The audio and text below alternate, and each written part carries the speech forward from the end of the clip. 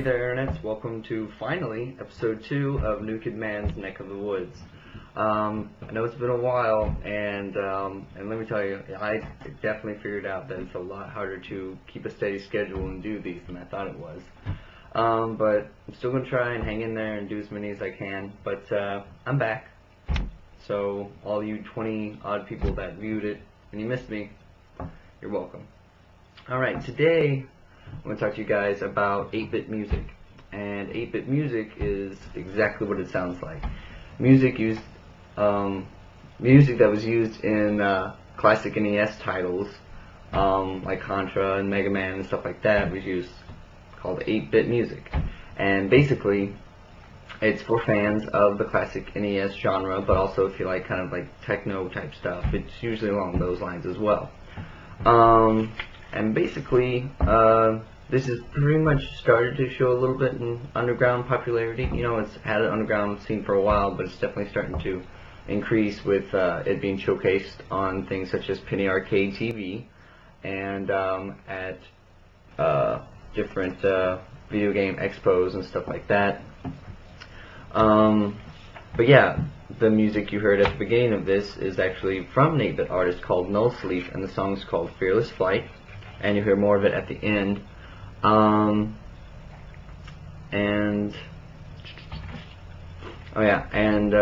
yeah, I really like it a lot because, you know, I grew up with the NES playing it and stuff like that, and when I hear it, you know, it just brings up all those kinds of like, you know, like excitement of a new game and stuff like that, and you can kind of just, even if you're an imaginative person, kind of imagine what type of video game might be going on with that. You know, is it like an RPG, you know, or it's a shooter or whatever, adventure. So yeah, I really enjoy it, and I think you guys will too. For like a list of artists and stuff, like a really popular group of artists is called 8-Bit Peoples. It's like you have like a little record label and stuff like that. But you can find them at 8bitpeoples.com, and they have like a whole bunch of artists under that label, and you can actually listen to full albums on that site and download them as zip files. So yeah, I did that. I've got most of them already, like that.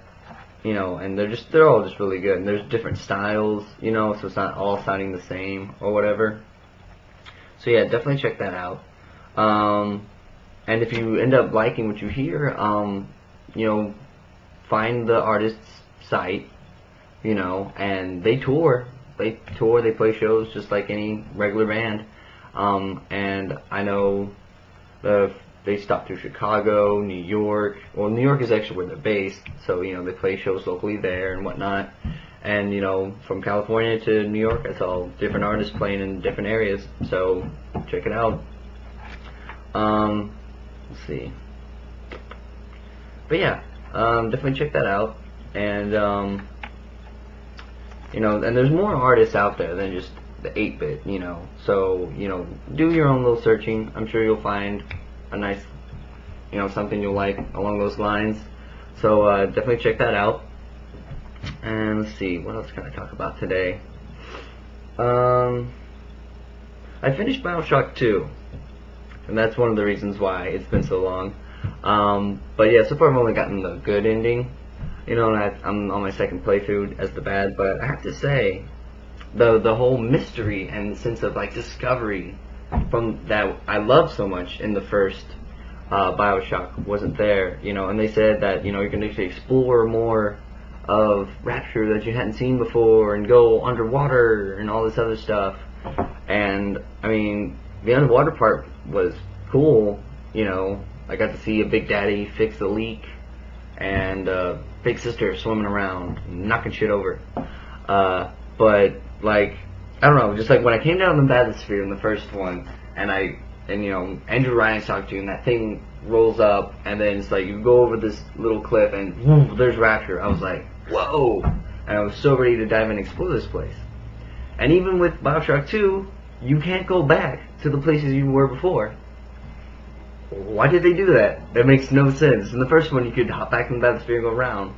You know, I'm sure they could have made it like, oh, the train goes backwards, maybe.